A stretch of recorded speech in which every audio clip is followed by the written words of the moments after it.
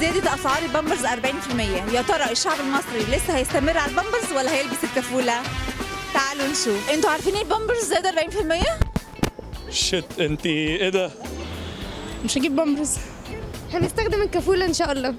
هي الكفولة صحية أكتر لو كانت الأم فاضية وفي رعاية متابعة ممارسة تبقى سريعة، إن أنت تقدري تغيري بسرعة أول ما تتبل. طبعا صحية أكتر. انا ما بستخدمش بامبرز.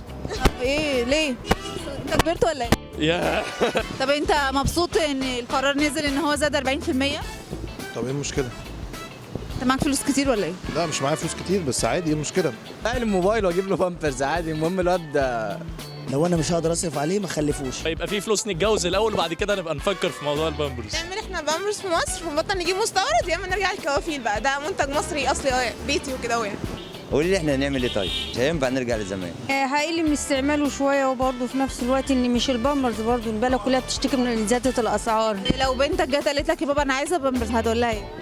لا انا مالي، غالي رخيص لازم اجيبه. هتجيب ان شاء الله، تتصرف. هنعمل ايه طيب؟ لا ما نجيبش بامبرز، نرجع لايام الكافوره بتاع زمان، ايام امي وامك وستي وستك، كان نجيب الكافوره بتاع زمان دي. 40% بامبرز ايه؟ احنا هناكل العيال بس بعد كده نبوش البامبرز. وزي ما ماما وبابا كانوا بيعملوا زمان، فاحنا نرجع نعمل كده، هنعمل ايه؟ لا يعمل بيبي في الشارع بقى خلاص، مش لازم يعني نجيب له بامبرز. لازم نجيب بامبرز. ممكن ترجع لك كفوله يعني او تطلقي. دلعني، لو مش عاجبك دلعني. لا مش للدرجة دي يعني. لو مسكوكي حاجه في البلد اول حاجه تحليها في مشكله البامبرز؟ نستورده بقى ونصنعه احنا وكده. هقتل العيال الصغيره. هعمل ايه؟ هطلع امر وزاري ان هو الاسعار تقل اكيد عشان الشعب يعيش، كله يلبس بامبرز عشان التسعير